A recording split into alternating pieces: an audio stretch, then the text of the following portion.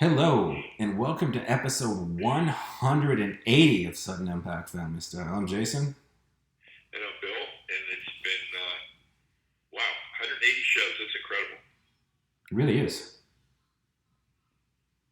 It really, really Working is. on our fourth year. So again, we've had some people that have supported us from day one. We'll probably, maybe for episode 200, we'll try to do something where with something special for all those people somehow. At least, shout outs, and maybe try over the next few weeks get them on with, some sort of three-way phone call, or we'll figure it out. If they want to be on, obviously. Well, I'm going to start us off talking about golf, talking about the PGA Championship. And this is probably the best golf tournament I've seen in 4 or 5 years, because there's probably 2 hours left of golf, maybe three. And there's at least 15 people in contention right now, which is incredible. And it's a beautiful golf course. It's a public golf course in San Francisco called Arnie Park that I've actually played once before, but not as tough as it is right now.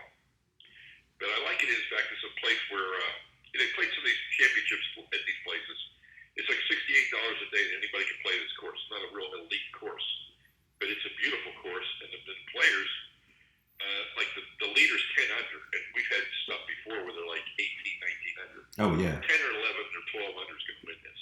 It's not going to be. I thought it was going to be much higher scoring based upon when I played, but I didn't see how hard they made this course.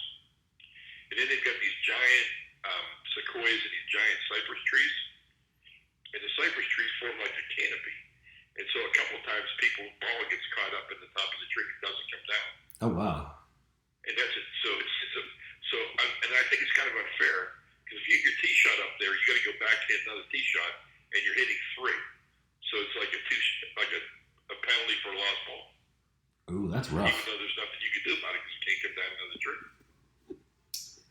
That is not fun. But that's kind of a cool, it makes it more like, Guys in contention here that have never won before, never played before, and never been at this level before.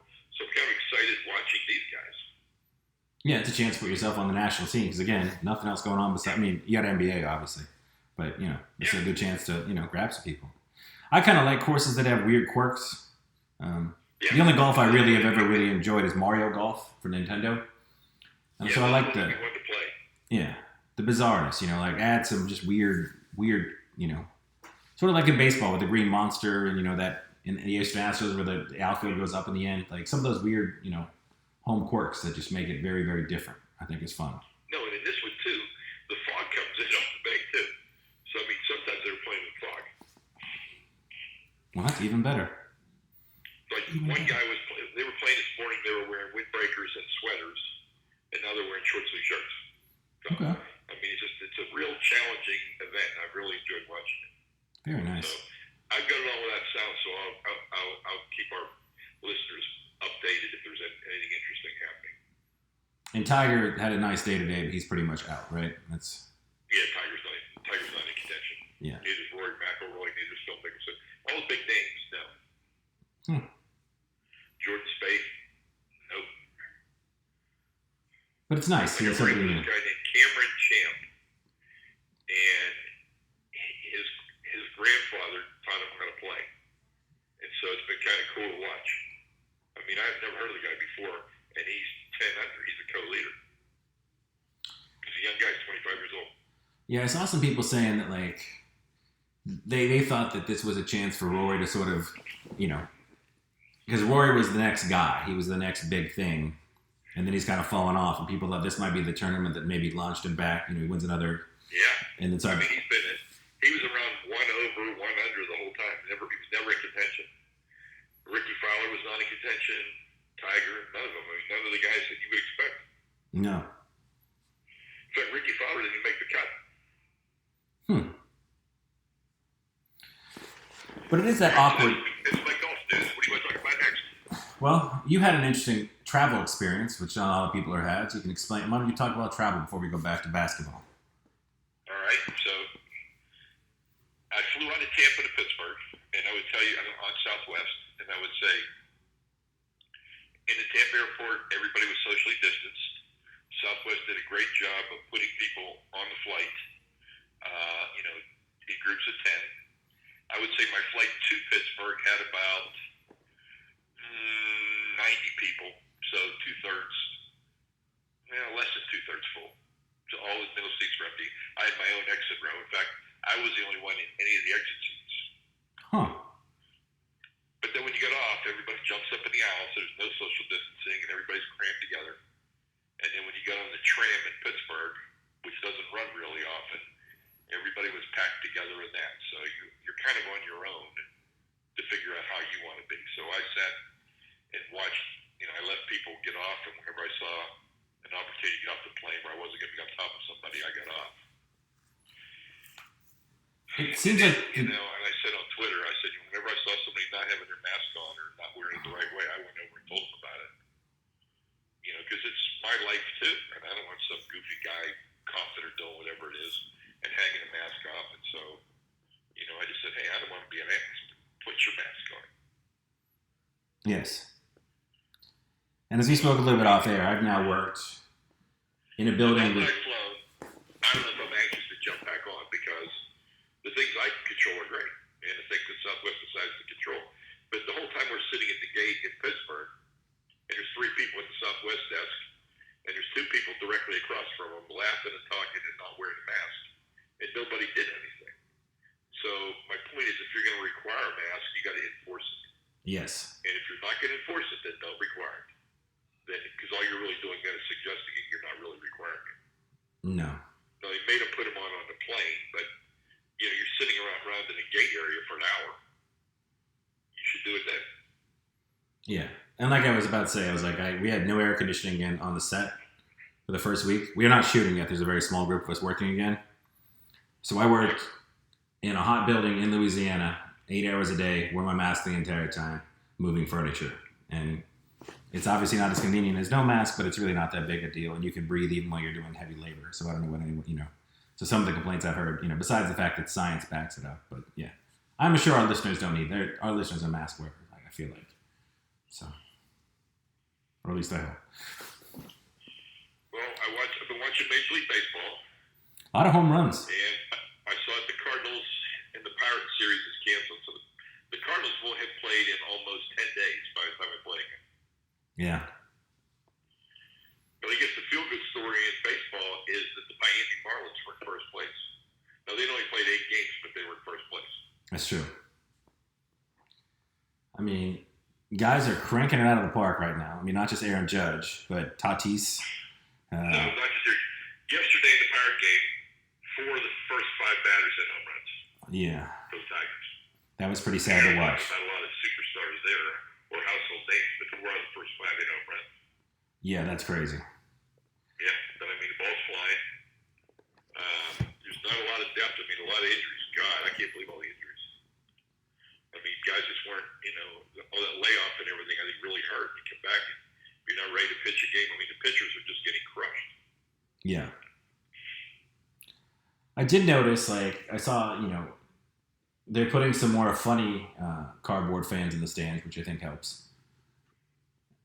I mean, at least it gives the announcer something to go to in between, moments of no action. Like I saw Bernie from Weekend at Bernie's was there, and they joked about how good he looks after all these years still, That'd be pretty cool. Yeah, and I think those are the kind of things that'll definitely help the announcers. I mean, I know that's like a weekly, maybe you can get, 1 or 2 jokes out of it, but depending on who you put in the stands, it's pretty funny, I think, I don't really know what else they can do.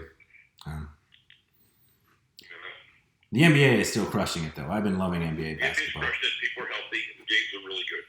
The games have been great.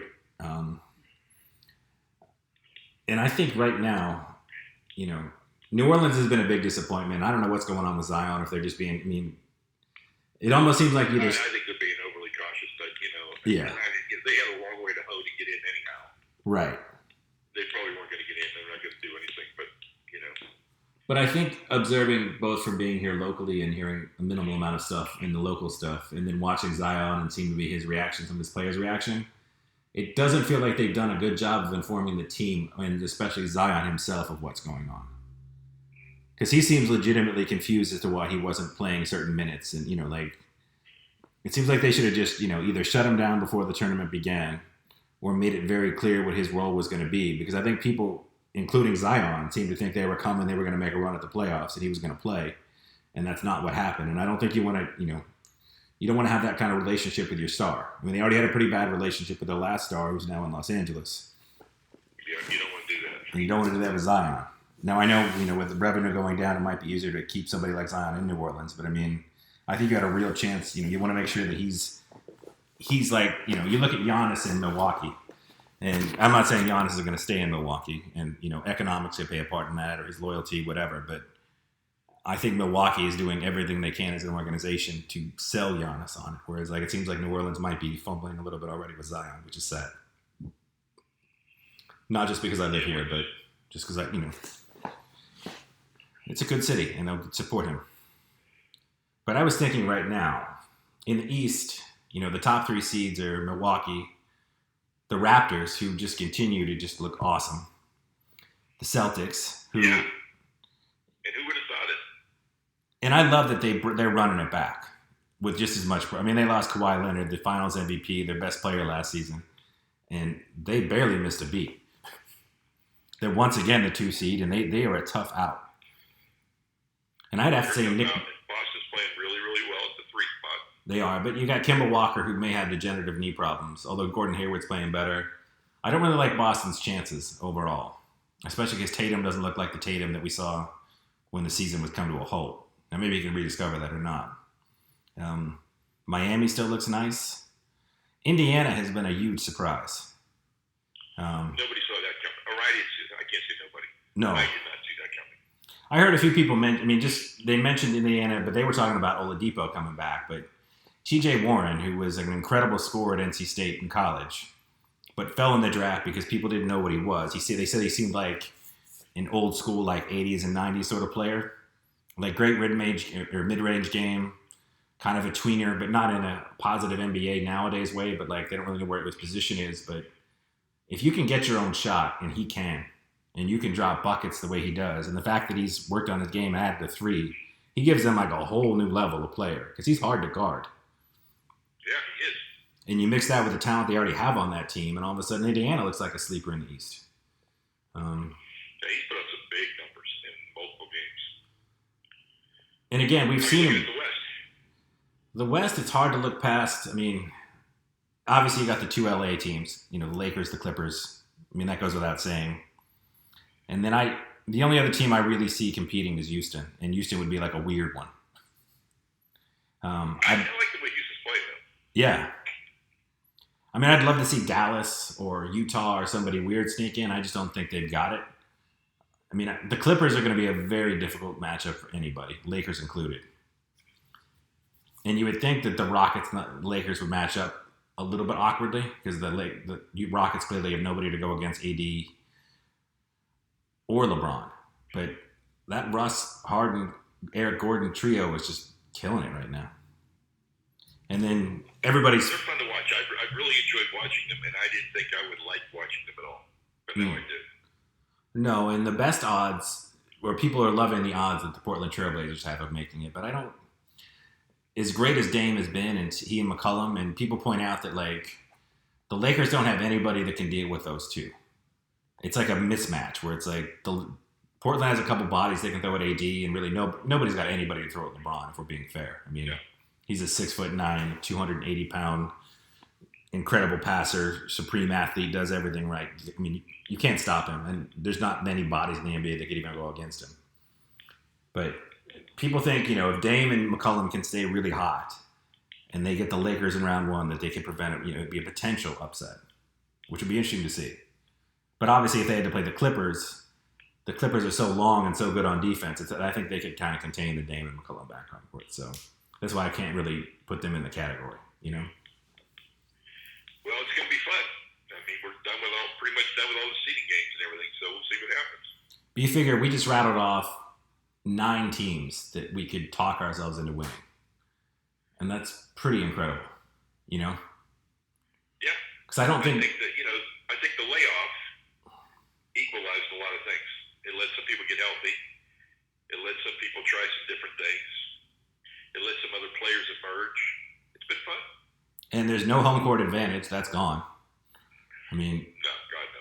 everybody's playing on the same courts. So There's no fan, no home court, so and there's no advantage. Obviously Denver and Utah and those sort of teams that you have the high altitude. That's gone. Like the Lakers, where whether they play the Clippers, where they're always going to have the home crowd, like that's gone. So it's just very, very interesting. Well, the other thing, arguably, you could say it's a disadvantage for some teams that relied on their home court. Oh yeah. With their fans making a lot of noise and making it a challenging place to play. And, we're not going to bang on the refs by any stretch, but I mean, if you're playing at a home crowd and they're cheering and they're screaming and there's a 50-50 call, the home team's getting that call, and that's not happening now. Right. So, and then the MVP finalists, I mean, I still think it's Giannis. I still think it's Giannis, too. I think the argument for LeBron is more that argument that got Karl Malone, got Charles Barkley, got Steve Nash. I mean, it's the LeBron's getting older. This might be his last chance. Giannis is a young guy, yada, yada, yada. But that's not a reason to give him the MVP. No. And Giannis has really been playing his heart out, too. They're real emotional, real passionate. Yeah, they had the best record, the best plus minus. He's an all-defensive player, first team All-NBA. I mean, the only thing you can hold against him, and I know this is somewhat hypocritical because I sort of said it about Harden not getting his second MVP, was that when you looked at his flame out in the playoffs, because I do almost feel, and maybe this is a little bit hyperbolic, but I'll throw it out because it's a podcast, we're supposed to have takes. But I feel like until you make the finals and play well in the finals, you're only allowed to have one MVP. Like if you have, I know it's a regular season award, yeah, whatever. But if you flame out a couple years in the playoffs in a row, like I don't even want you in the MVP discussion. You can still make first team NBA, you can make the All-Star game, but I just don't think you're eligible for MVP until you've shown real playoff success. You get your one, where you blow everybody out of the water in the league and you just look great. But after that, I don't want to hear your name until you've done something on the playoffs. So you want it to carry over. You don't care if they're not the finals MVP. Right, no. Okay. Yeah. Interesting. I just think, like I said, I think you get the one regular season, you blew everybody away, you win it. But if you keep choking in the playoffs, you're just sort of out of the regular season playoff MVP for a while till you come back. That's all. It seems fair. And I've got sad hockey news, but slightly exciting hockey news. Obviously, we don't talk a lot of hockey. I usually do my Penguins 60 seconds. But the Penguins were eliminated from the playoffs. But they do have a 12.5% chance at the number one overall pick, which is going to be decided tomorrow night in the lottery, which I think is kind of cool. They finished second in the division, but the way it's working out this year, they get anyone eliminated from the bubble gets a certain percentage of balls. So they have a 12.5% chance of winning the best player in the draft, which I think is pretty exciting. Because they need it. But it did get me thinking. They need something. They've lost 9 out of their last 10 playoff games. They have. Well, I mean, when you look the last time they won in back-to-back years, you had Fleury went down and Matt Murray looked like the next great hockey goalie. And he continued to the next season, had a great year. Then he goes down. Fleury takes over, plays great, and the Penguins decide they're going to go with Murray. And Murray's just been a disappointment. And then they've made some other weird signings. They've sort of gone away with what makes them good. They've traded away first-round picks for people like Ryan Reeves that they keep on the team for like 5 minutes. So, but it got me thinking as a sports fan, in my conscious sports lifetime, so I don't count like some of the early years because I don't feel like I was, really aware of what was happening. But I've got to live there as a Penguins fan, Mario Lemieux and Jaromir Jagr in all their cups.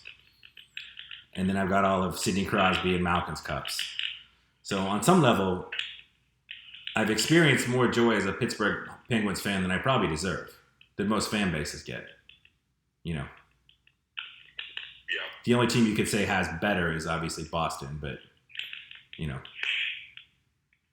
whatever. But, I mean, it seems like it's all gravy at this point, and yet as a sports fan, you still get disappointed when they flame out and they don't do very well.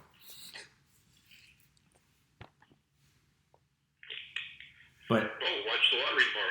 See how it goes. Exactly. And I am pulling once again, despite the fact that he was their biggest rival for so many years, and they always ate his lunch until the last time they didn't. I'm rooting for Ovi to get another ring.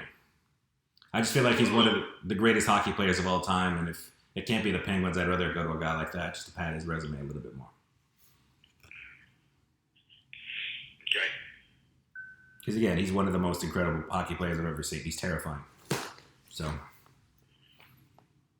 I just throw that out there. Right. And we both had pizza food moments this week. Yeah, my pizza food moment was a new place that just opened up here in Tampa, New Tampa, called Via Italia. And I think it's a Florida chain. There's a couple of them. It's a bar pizza place, but the pizza was a cross between two of my favorite pizzas, one in Pittsburgh and one in Clearwater Beach. And it was absolutely delicious. They also have Roman pizza, which I guess I'll try next time I go. But it was such a pleasant surprise to get great pizza, and it's less than a mile from my house. How about that? Yeah, that's both wonderful and dangerous. So when I pick it up and I bring it home, it's hot. Outstanding. Yes. Well, our unofficial sponsor, who needs to be a sponsor of our show at some point, Goldbelly, Yeah. had a sale on the Detroit-style Pizza Co. And Detroit pizza is its own thing. It's not Chicago pizza. It's not New York pizza. It's not St. Louis pizza. They cook it in like these thick metal square pans. Yeah. And the dough is, and they put the cheese. They put the dough, and then they put the cheese, and then they add the sauce or toppings afterwards. But their dough is incredibly crispy and light, but around the edge, it's very buttery, and it burns the crispy cheese edge to it. So you get like a very light, airy, crispy slice. That just it's its own thing. Detroit pizza, if you've never had it before, I think Jets is probably as close as you can get for a chain, right? Yeah, just as close. Jets is close. But Detroit Style Pizza Co. had a huge sale. So I got 3 pizzas for like, I think $42 delivered to the house. They're a little smaller, but like I said, they're so light and airy. So it's not like a thick Sicilian slice. Like you can go through a bunch of slices. And Goldbelly also has another place that's Detroit style called Emmy Squared, which looked a little bit more like what I consider to be more the flatbread style of pizza as far as the toppings go. So I sort of avoided them. But they're highly rated as well. But Detroit style Pizza Co. Do be prepared though. They claim that each pizza is 6 slices. I consider them to be 4 slices. So just throwing it out there. Yeah, Goldbelly has been a lifesaver for COVID. It really has. So you can get something different, kind of pep up your menu, and kind of treat yourself and shake up your day to day. It's like you get to try places from around the country you wouldn't get to try. And the other good thing is you are supporting local restaurants because they are, I mean, they may not be local to your city, but they're local to your country. Yeah. So They're local somewhere, there's no question. yeah. And when you can't travel, it's kind of cool to be like, okay, well, like, and again, I've been to Detroit. We saw the Super Bowl there. We were there for about 7 hours, maybe. I don't know. It was a pretty quick trip. We drove in from Ohio, watched the game, and drove back.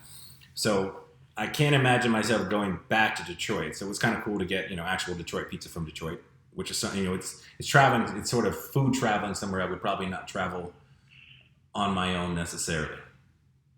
I can't say how high Detroit would be on my list, but I don't think it would be all that high. No, it's delish. I mean, but like I said, people, if you've never tried Goldbelly, go look at the app. Look at all the different options you have. Look at the sales. Sometimes there's some ridiculously good deals there. Yeah, I pretty much just shop flash sales. It's, it's great. I mean, Mom and I did the Pat's cheesesteaks. They had buy 4, get 4 for free. Yeah. And they were delicious. Outstanding.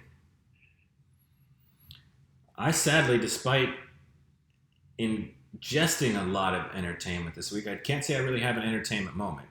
I'll give a special shout out to the PlayStation 4 exclusive Ghost of Tsushima, which is it's set in feudal Japan during the Mongol invasion, but it's like a fictional story told during that time. And you take the role of a samurai who eventually has to compromise your samurai principles of, honor and, calling people out and fighting in front of everybody and become more of a ninja in the shadows to sort of take down the Mongolian Empire and drive them out of Japan. Historically, they were actually driven out by a giant storm. And the game sort of plays that, but you're sort of, the catalyst behind the storm on some weird level. You're sort of this mythical ghost. But my entertainment, I get the last episode of my Perry Mason on HBO tonight. Mm-hmm. I get my last episode of Angel of Darkness on TNT that I'll watch tomorrow night. So I'm pretty excited about both of those. And I'm starting a new series I'm starting an old series on PBS that I've never watched before. It was just recommended to me. And it's season 7. And I'm going to watch season 7 because season 7 is supposedly a prequel to the first 6. Okay. And PBS with British TV is always really entertaining, really good. And these are really good mysteries. So I'm taping that so I can start watching that as well. Yeah. And just one more shout out, because I finally watched the last episode of I'll Be Gone in the Dark. Yes. It was just an incredible documentary. And again, even if you're not it's really more about the people that were affected by the Golden State Killer and Michelle McNamara and her sort of struggles, and you sort of learn why people are attracted to true crime, especially there's a lot of females in the true crime genre, and you sort of get a little bit of that. And I just thought it was really a very unique documentary and experience that I haven't really had with a lot of other documentaries. It was really good. If you haven't seen it, go back and watch it on HBO on demand. Like, even if you find true crime a little bit off-putting, and I've heard people say gross, this is almost the opposite. Like, it's just so far from that. You do hear some horrific details, but it's so much more about the actual people that were affected, the victims, and more so than how they survived, how they dealt with it, how they moved on, and how they fought for justice over all those years. Yeah, so it's really a very beautiful, compelling story, along with Michelle McNamara's sort of struggles, inner and outer, and her family and Patton Oswalt, and it's just really well worth. It's definitely worth watching. So,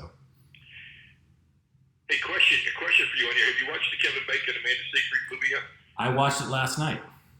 And you'll notice it's not one of my entertainment moments. Okay. Okay.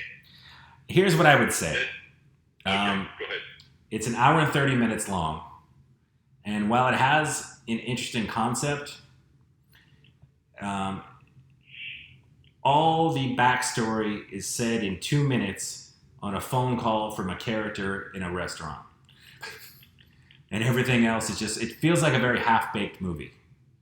Like, even the concept behind, like, it's pretty obvious what's happening. Like, you're never really compelled as to what, you pretty much know from the get-go. But you've got this, hidden, there's a tiny nugget, like a crumb, of what could have been a really cool, compelling reason why all this is happening. And it's said in, like I said, 60 to 90 seconds by a guy on a phone, sort of trying to sum up to Kevin Bacon what's happening. And that just seems like a really lame way to do it. Well, I guess I'll wait till it comes on HBO or Showtime or whatever. Then I'm not gonna I wouldn't recommend it for $6. No, you can do a lot better. Like I said last week, Relic, which is an Australian thriller, absolutely phenomenal. That one's the one to watch. I did see that. It was available. And even, I think it's actually free on, I want to say either Amazon or Hulu, but the movie Wretched, which is another supernatural sort of scary movie, which was also superior and was actually, I think, for an indie movie with no real actors in it, was number 1 at the drive-in box office for a month this summer. It was also a really fun watch. All right. I mean, if you're looking for the supernatural, it doesn't have the star of Amanda Seyfried or Kevin Bacon, but you're doing a lot better. So, there you go. And while we're on the subject of movies and, I guess, pseudo business, I don't know if people saw the viral video of the theater owner smashing the Mulan poster in his lobby with a baseball bat. But Disney is doing something sort of interesting with Mulan. Have you seen what they're doing? No, I have not. So I subscribe to Disney Plus, mainly because of The Simpsons, and I was going to get into the Marvel movies. It just hasn't happened yet. I just feel like people don't shut up about them, so I need to watch them. But normally, they've had a few movies where it premieres on Disney Plus, like Hamilton. Hamilton was an additional charge. If you already had Disney Plus, you got Hamilton. There was a movie Onward, which was a really cute brother, some sort of gargoyle gnome sort of creatures they were, premiered on Disney Plus. Mulan is an additional $30. Wow. The caveat is, as long as you have a Disney Plus subscription, you'll supposedly have access to your $30 rental of Mulan.